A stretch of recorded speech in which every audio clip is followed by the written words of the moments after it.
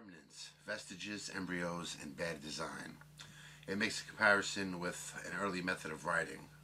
They would use parchment and vellum. It's thin sheets of dried animal skin. Anyway, later on, it could be like decades later or even like centuries later, they would reuse the parchment, and they would scrape off the early writings and then write over it.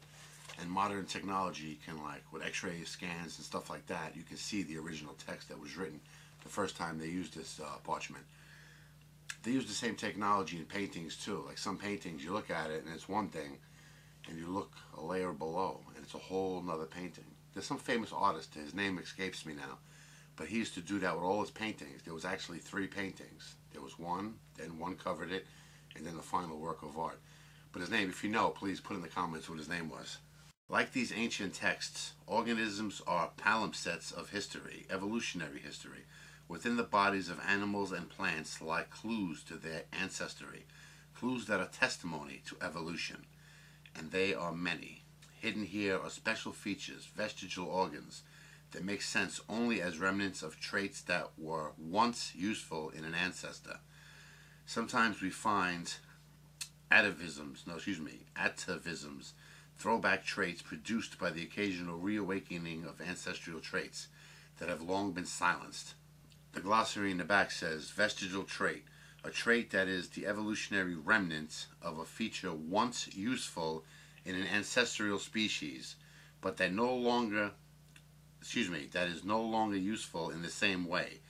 Vestigial traits can be either non-functional, the wings of a kiwi is the given example, or co-opted for new uses, the wings of an ostrich.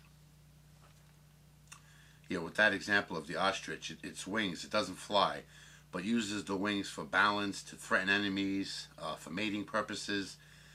Vestigial features in humans, the appendix, that's the biggest example, right? But I'm going to bring up an interesting point here. I know the fossil record is usually bones and stuff. I don't know if there's fossil record of organs. So how can people assume that the appendix is a vestigial feature that's on its way out? Like that was maybe something that was important to humans years ago, many years ago, and now it's on its way out. How do they know it's not an introduction of a fairly new organ that one day its purpose will be known? It'll do something in the human body. Like, how do they know that it's on its way out, as opposed to could it be a sign of evolution that in the future the appendix will work? Just like the wings of a kiwi, it's a non-functioning, it doesn't fly. How do they know that at one time it ever did fly? How do we know that maybe in the future, or for an ostrich for that matter, how do we know that in the future it won't be able to fly?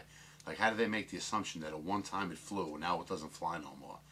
Why couldn't it be that, it was totally on land and one day it will be able to fly, the ostrich, Especially since they already explained that some things take such a long time, like the cockroach hardly ever changed at all in like millions and millions of years, But some creatures very rapidly can evolve, So the ostrich could be one that's very slow, evolver.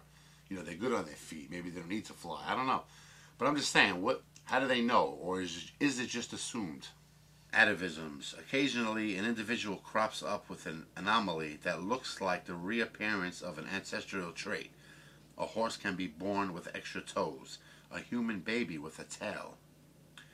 These sporadically expressed remnants of ancestral features are called avatisms, from the Latin avatus, or ancestor.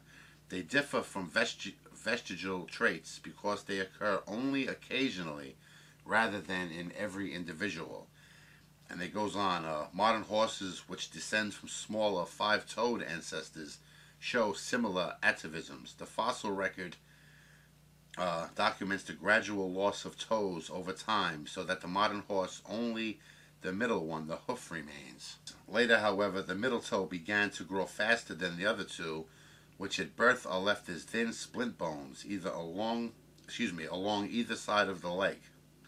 Splint bones are true vestigial features. They become inflamed, a horse gets the splints. On rare occasions, though, the extra digits continue developing until they become true extra toes, complete with hoofs. It's pretty cool. It talks about, babies being born with tails. It's a rare thing, but it happens. They're not just simple flaps of skin, but they can have hair, muscles, blood vessels, and nerves. Some can even wiggle. Fortunately, these awkward protrusions are easily removed by surgeons. That's the part I disagree with.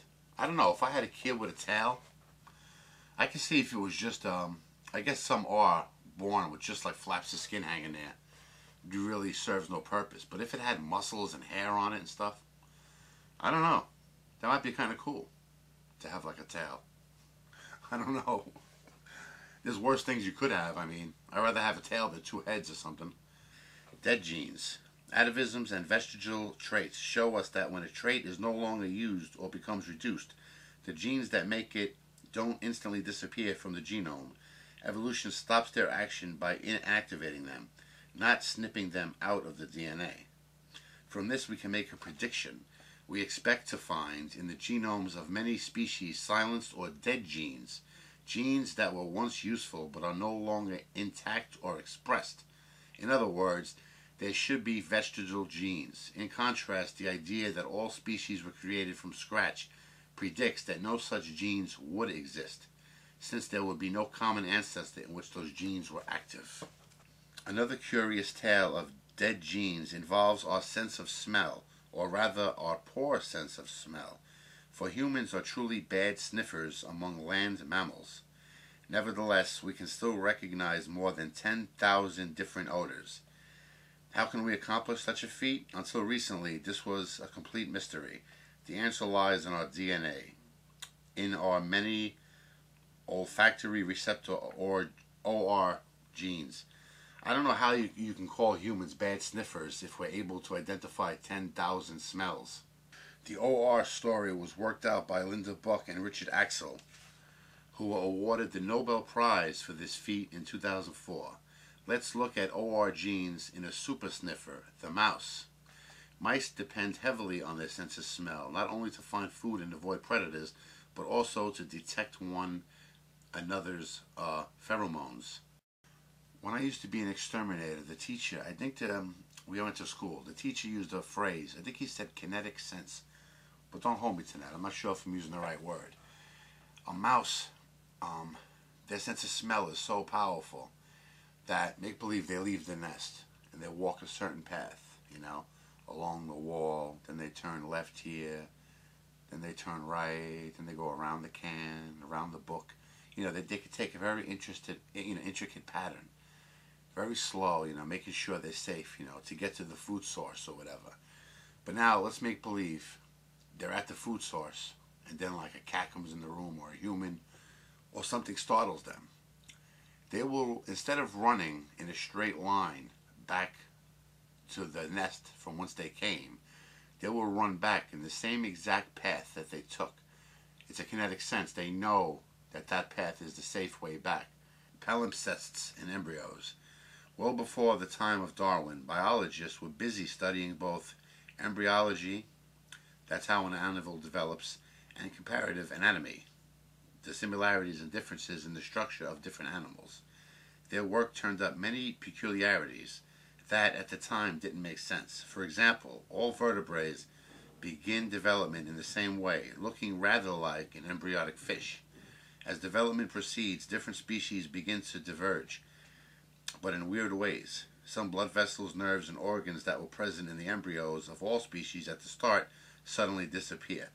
These patterns raise a lot of questions. First, why do different vertebrates, which wind up looking very different from one another, all begin development looking like fish embryo? Why do mammals form their heads and faces from the very same embryonic structures that become the gills of fish? Why do vertebrate embryos go through such a contorted sequence of changes in the circulatory system? Each vertebrae undergoes development in a series of stages, and the sequence of those stages happens to follow the evolutionary sequence of its ancestors. So, for example, a lizard begins development resembling an embryonic fish, then somewhat later an embryonic amphibian, and finally an embryonic reptile. Mammals go through the same sequence, but add on the final stage of an embryonic mammal.